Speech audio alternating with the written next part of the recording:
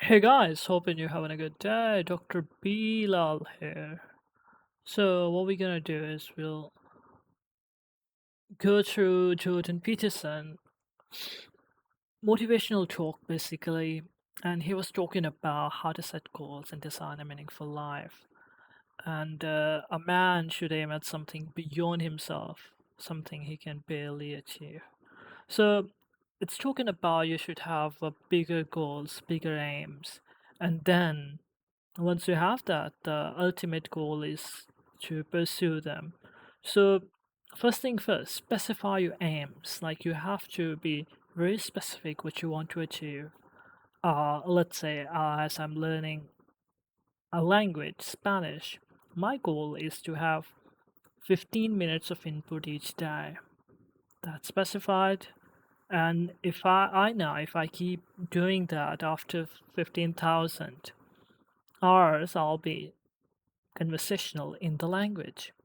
So people keep goals vague to avoid the pain of realizing failure, and that's true. Like you say, okay, you don't want to account those things which you're doing because if it's vague, you will be like, okay, I tried, but did you really?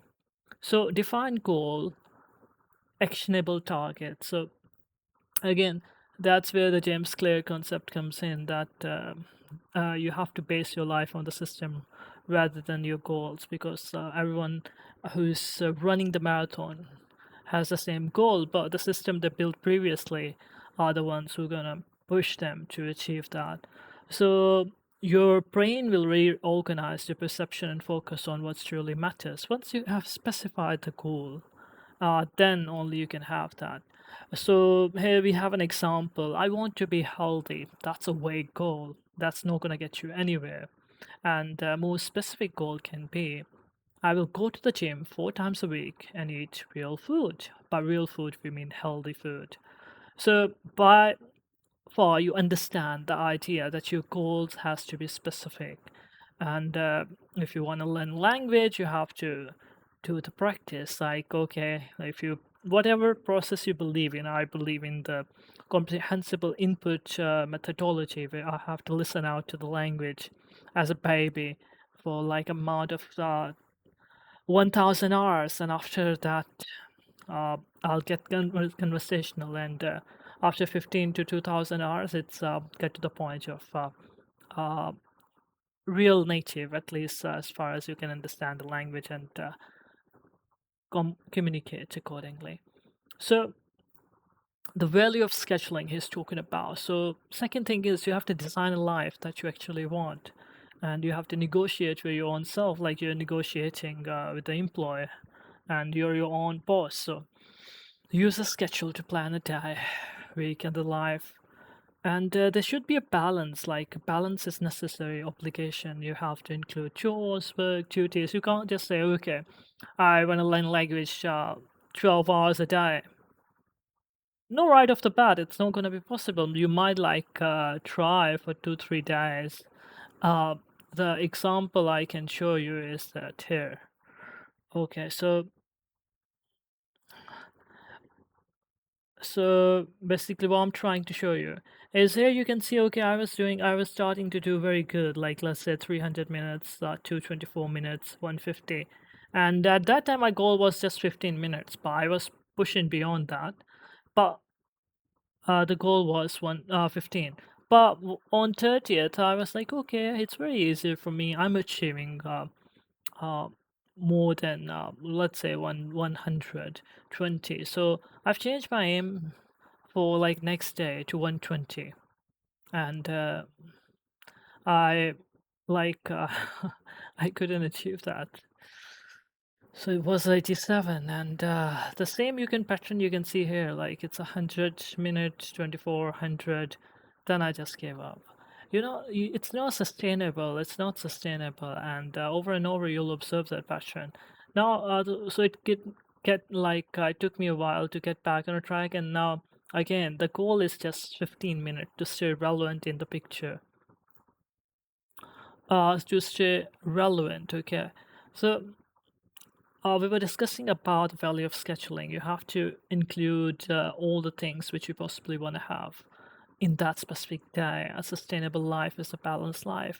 Treat yourself like a valued employee, not a slave. So you're going to prioritize the health, you're going to prioritize the enjoyment, and those things should be included in your schedule. A good schedule include hard things that need to be done, certain rewards that make life worth living, and time for growth, rest, and relationships. So, okay. Now we come to the third thing. Use fear as a motivation. So fear can be exhausting thing. It can exhaust it. It's like it's a stressful. So you have to use it that to your advantage. Use fear as a motivation.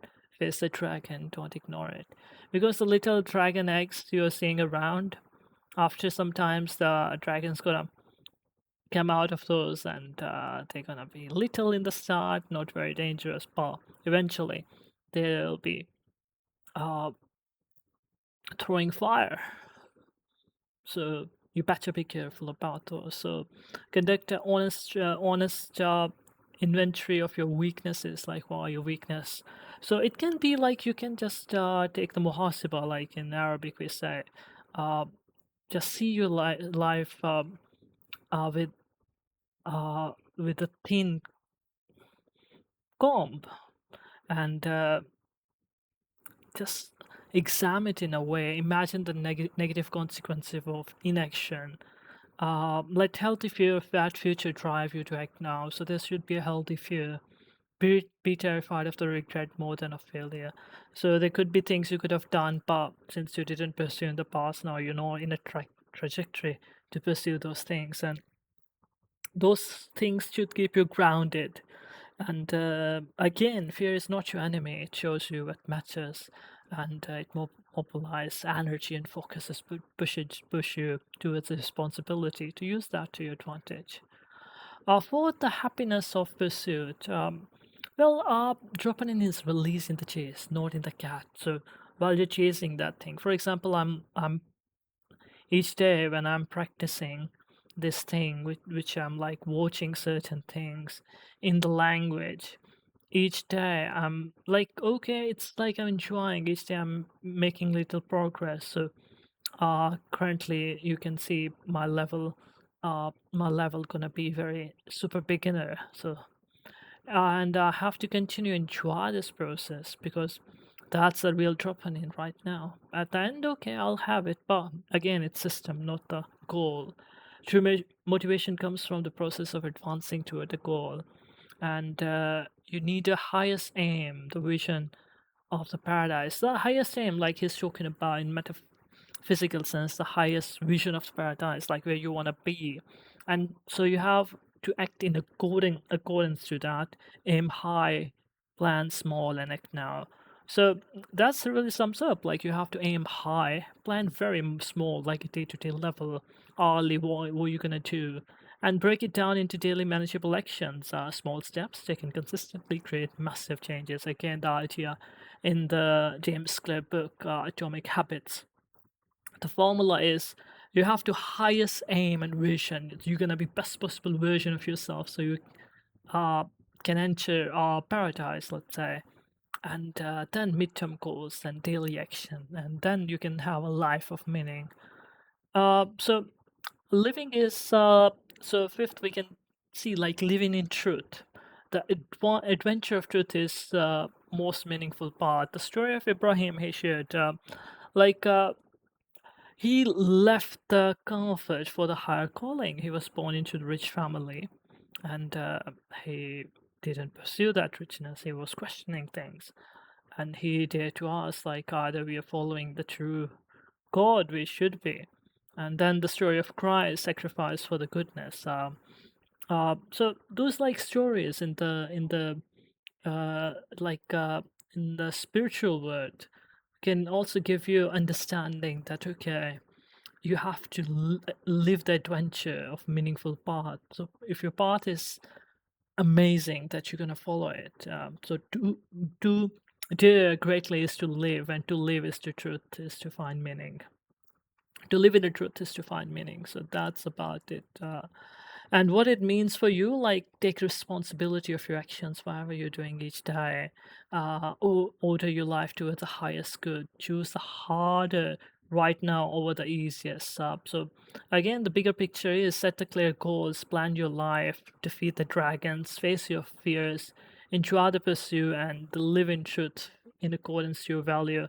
Set your house in perfect order before you criticize the world. And yeah, these are the things that he talk about. So there are certain things we can get out of his teaching that he's very good at, like motivational talk, and how to realign our life, how to specify our aims, how to use scheduling in accordance with our goals, and then go around and face our fears and defeat the dragons. And the happiness lies in the pursuit of those goals, and living the truth. The adventure of truth is most meaningful path. Like you don't, if you keep on lying, then you're gonna have on the trajectory of a liar, and that's not gonna be satisfiable, because that's you're gonna be who you don't want to be, and that's misery.